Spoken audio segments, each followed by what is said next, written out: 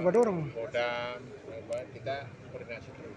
Kita rapat Forkopimda penanganan arus mudik yang ada. Ya, tapi kan di Sulawesi Utara tidak seperti di Pulau Jawa. Memang kita jaga sekarang. Tadi saya ketemu sama Direktur Angkasa Pura, Direktur Operasi.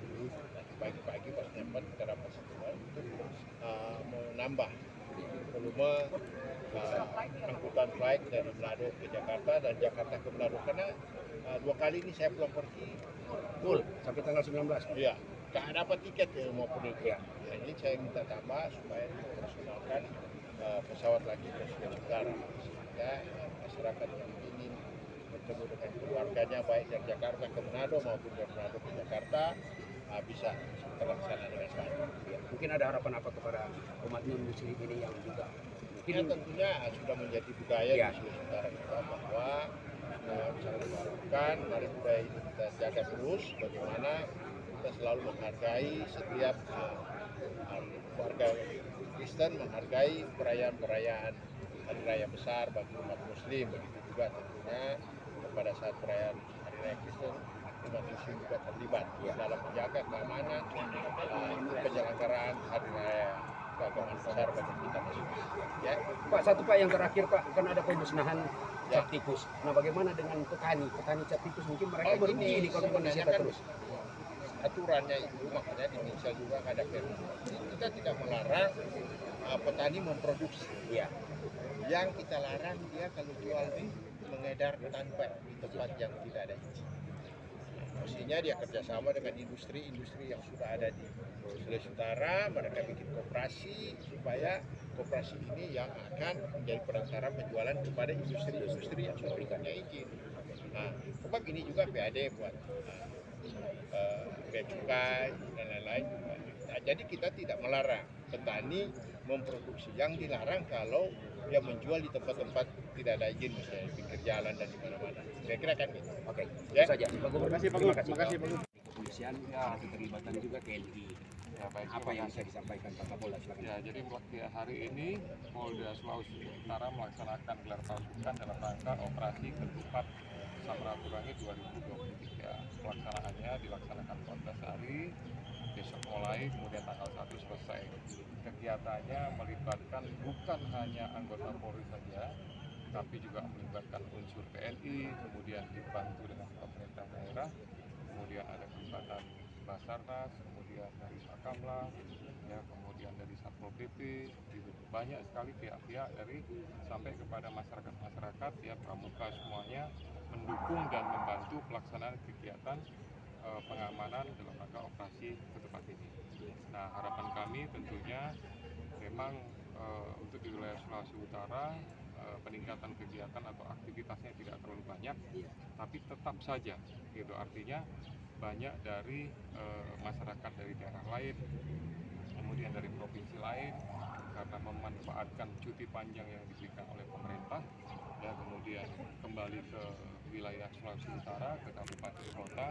Tentu ini membutuhkan pengamanan, membutuhkan penjagaan supaya aktivitas masyarakat apapun itu, ya pastinya terutama yang melaksanakan kegiatan Idul Fitri, tetapi juga terhadap semua masyarakat yang beraktivitas bisa melaksanakan kegiatan dengan aman, nyaman, dan tertib. Pak Kapolda, kalau kepolisian melihat proyeksi untuk pergerakan masyarakat, apakah dari darat atau ya, berdasarkan pengamatan, berdasarkan laporan di pos pengamanan terpadu, kami melihat bahwa yang terjadi peningkatan secara signifikan adalah di bandara.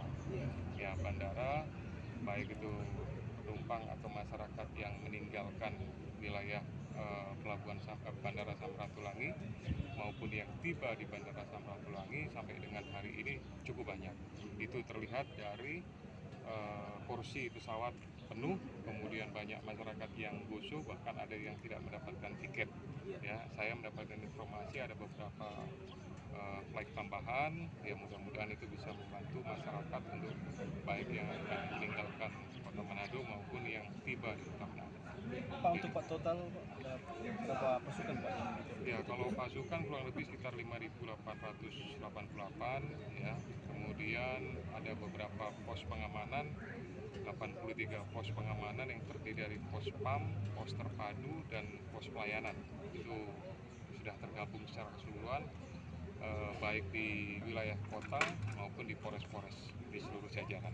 Pak, Ya, untuk libur lebaran ini kan panjang, ya, 1 minggu lebih. ya. Nah, pengamanan bukan hanya di tempat-tempat ibadah, bagaimana dengan tempat-tempat wisata? Pasti banyak mereka juga hadir di tempat Ya, wisata ini. kan namanya operasi itu ada sasaran tempat, ya, kemudian ada sasaran orang dan ada sasaran benda.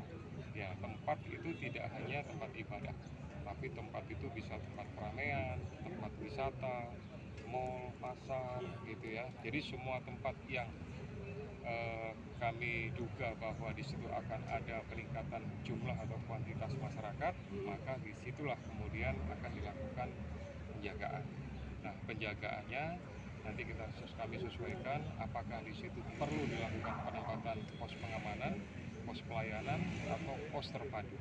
Nah, itu semuanya sudah ada dalam pelaksanaan perencanaan.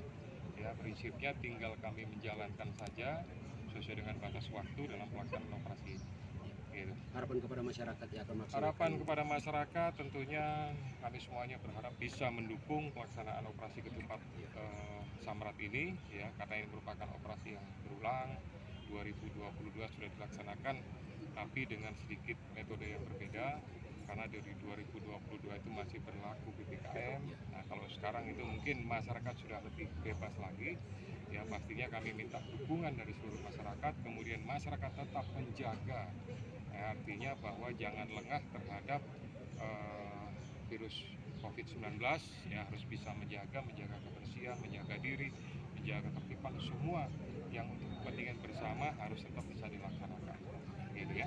Pak, terakhir untuk pemusnahan barang bukti tadi, Ya. Seperti apa? Bukti ini kan berkaitan dengan beberapa temuan yang sudah dilakukan dalam pelaksanaan operasi, baik itu operasi rutin maupun kegiatan rutin yang ditingkatkan. Ya. Nah, dari beberapa hasil temuan tersebut ada yang minuman tradisional, kemudian ada yang obat-obatan daftar G, ya, semuanya dilakukan pemusnahan. Yang pertama tentunya untuk mempertanggungjawabkan kepada masyarakat bahwa barang bukti atau barang temuan yang ada di tangan penyidik itu kemudian bisa dimusnahkan setelah melakukan banyak koordinasi dengan berbagai pihak untuk menunjukkan bahwa barang bukti tersebut setelah kita simpan, setelah kita lengkapi administrasinya, kemudian dimusnahkan. Ya, itu harapan kami.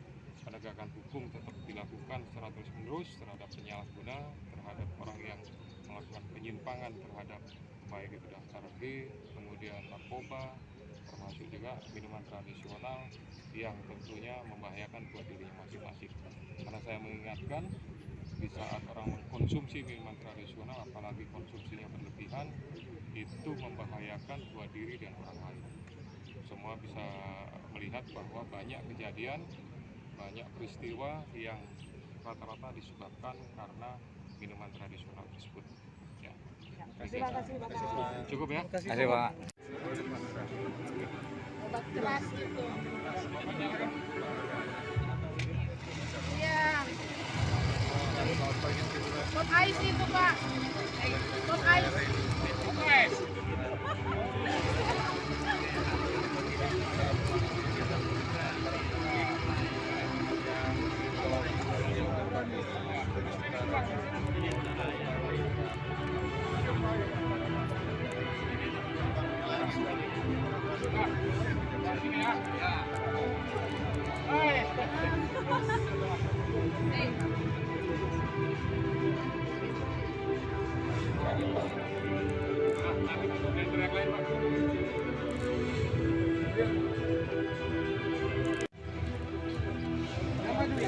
Jangan maju. Jangan maju.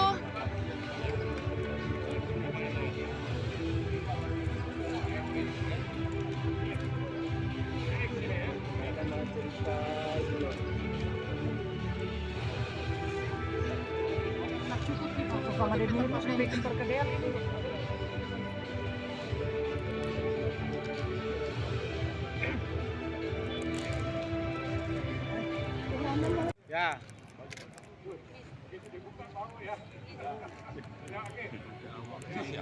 Dalam hitungan ketiga, 1, 2, 3.